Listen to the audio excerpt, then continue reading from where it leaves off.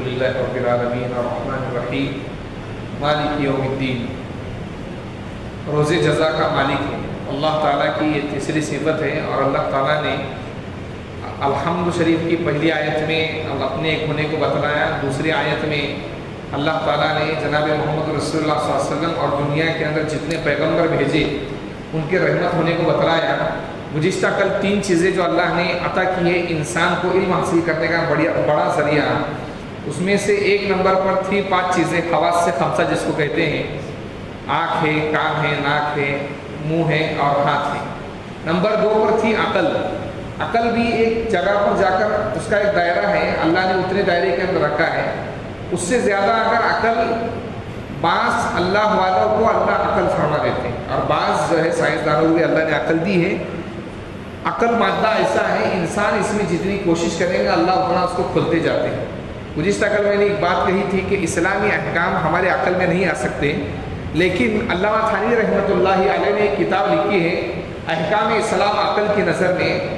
اگر کوئی آدمی غور سے اس کو پڑھے گا تو سمجھ میں آئے گا کہ اسلام کا ہر حکم عقل کے موافق ہے اسلام کا، لیکن اگر ہماری عقل کی کمزوری ہے تو کسی اندھے کو اگر نظر نہیں آ رہا ہے تو یہ اس کی غلطی ہے، نہ کہ جو چیز دکھ رہی ہے اس کی غلطی۔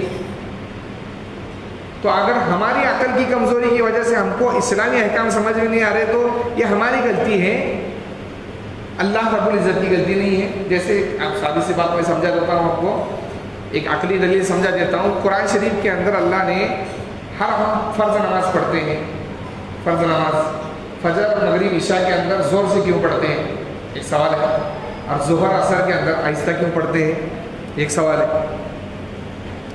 تو عقل یہ کہتی ہے کہ انسان کی فجر کا وقت اور مغرب اور عشاء کا وقت وہ ہوتا ہے جب انسان کی طبیعت کھلی ہوئی رہتی ہے، اور کھلی ہوئی طبیعت کے اندر جو بھی بات سنی جائے تو اس میں مزہ محسوس کرتا ہے۔ اس لیے اللہ نے فجر مغرب اور عشاء کے اندر زور سے قرات رکھی نمازوں کے اندر، اور ظہر اور عصر کے اندر آہستہ رکھی۔ اب آپ بولیں گے جمعہ کے اندر پھر زور سے کیوں ہے؟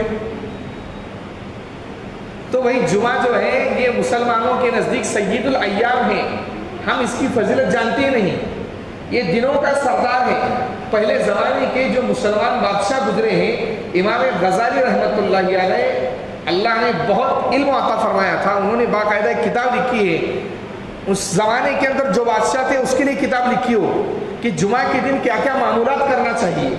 تو بادشاہ لوگ بھی اپنے بادشاہی کو سائڈ میں رکھ کر جمعہ کی رات شروع ہوتی تھی، مغرب کے جمعہ جمعرات کی مغرب سے لے کر جمعہ کی عصر تک اپنے آپ کو خدا کے حوالے کر دیتے تھے۔ اس دن کی بہت بڑی فضیلت ہے اس لیے۔ اور جب آدمی اپنے آپ کو مکمل خدا کے حوالے کرتا ہے تو پھر چاہے اس کو دن کے اندر خدا کا کلام سنا جائے یا رات میں سنا جائے وہ تو آسانی کے ساتھ سننے گا۔ اس لیے یہ میں نے آپ کو حکمت سمجھائی۔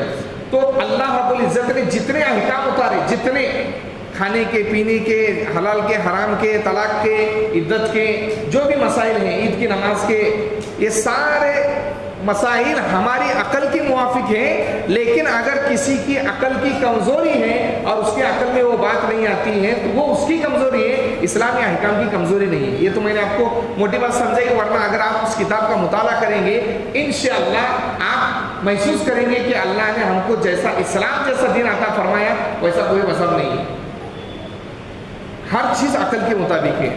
تو عقل کا دائرہ بھی ایک حد تک جا کر ختم ہو جاتا ہے۔ اس کے بعد جیسے گزشتہ کل میں نے سمجھایا تھا کہ اسمبلی کے اندر ایک بل پاس ہونے کے لیے سامنے سے 4 لوگ موافق میں رہتے ہیں تو 5 لوگ مخالف میں کھڑے ہو جاتے ہیں۔ جب ایک دنیاوی کام کو طے کرنے کے لیے انسانوں کی مختلف مشورے ہیں، مختلف آرائیں اور مختلف رائے ہیں، تو پھر اللہ کی وحی کا بوجھ کیسے انسان اٹھا سکتا تھا؟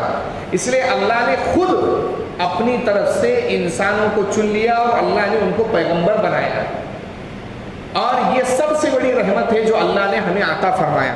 اس لیے قرآن شریف کے اندر قربان جائیے اللہ نے انسان کو کتنی نعمتیں دی آپ سوچ نہیں سکتے۔ اگر اس کو کھانے پینے بھی نہ ملے، بھیک مانگ کر بھی کھائے انسان، اور جسم کے اعضاء پر غور و فکر کرے۔ آپ چلتے چلتے ایک دنیاوی چیز کا واقعہ سنا دیتا ہوں۔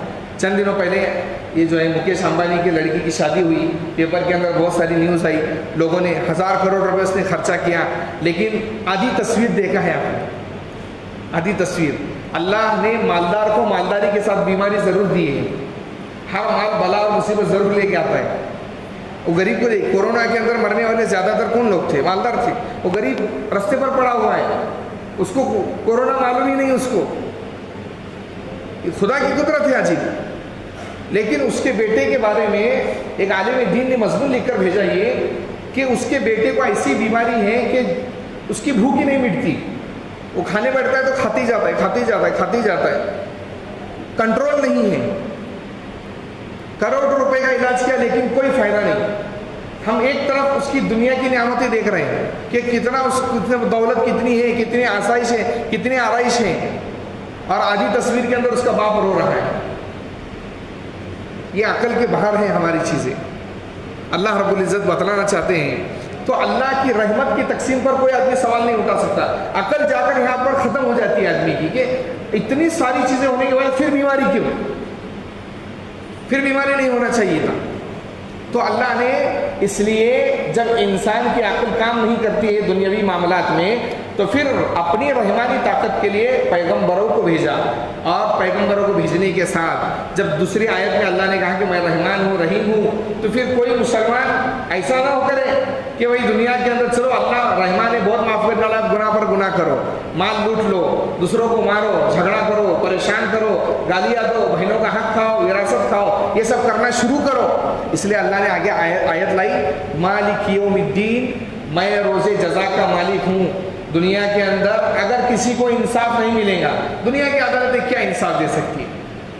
اللہ ماشاءاللہ جو ہمارے مسلم جو ہیں نوجوان گزرے ہیں، اگر آپ کبھی ان کی تاریخ پڑھ لیں گے، ہندوستان کی تاریخ پر ایک کتاب ہے تاریخ فرشتہ، 4000 صفحے پر کتاب ہے، اس کو پڑھیں گے آپ تو معلوم ہوگا کیسے بادشاہ گزرے ہیں مسلمان، اللہ کا ڈر کیسا تھا ان کے دلوں میں۔ تو اس لیے اللہ نے آگے آیت لائی کہ مالک یوم الدین، اگر دنیا میں کسی پر ظلم ہوا ہے، اب ایک آدمی تو عبادت کر رہا ہے، نیک کام کر رہا ہے، اور اس کا بھائی ڈیرنگ باز ہے، وہ اپنے بھائی کو مار رہا ہے، اپنے بھائی کی وراثت چھین رہا ہے، بھائی لوگ مل کر بہنوں کا حق کھا رہے ہیں۔ گزشتہ 2 دن پہلے سگے بھائی نے اپنے بہن کا گلا باپ کے سامنے دبا کر ختم کر دیا وراثت نہ ملے سے۔ مسلمان، یہ ابھی کا 2 دن کا پہلا واقعہ سنا رہا ہوں میں۔ مسلمان بھائی نے باپ کی موجودگی میں بہن کا گلا دبا دیا، اور باپ نے گلا دبانے کے بعد پینے کے لیے پانی دیا۔ اس لیے اللہ نے رکھا ہے مالک یوم الدین، روزی جزا کا مالک۔ کون ظلم کر رہا ہے، کون انصاف برت رہا ہے؟ دنیا کے اندر ساری عدالتیں ہمیں انصاف نہیں دے سکتی، اسلامی قانون سخت ہیں، پھر بھی انسان پیسوں کا پجاری بن جاتا ہے، اور پھر انصاف کی راہ کو چھوڑ کر غلط راستے کو اپناتا ہے۔ اس لیے اللہ نے رکھا یہ مالک یوم الدین۔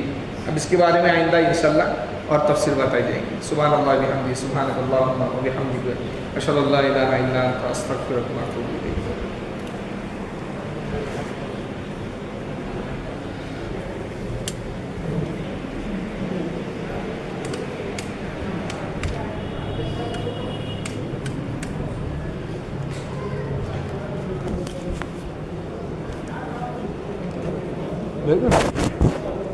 یہ आवाज नाही येत.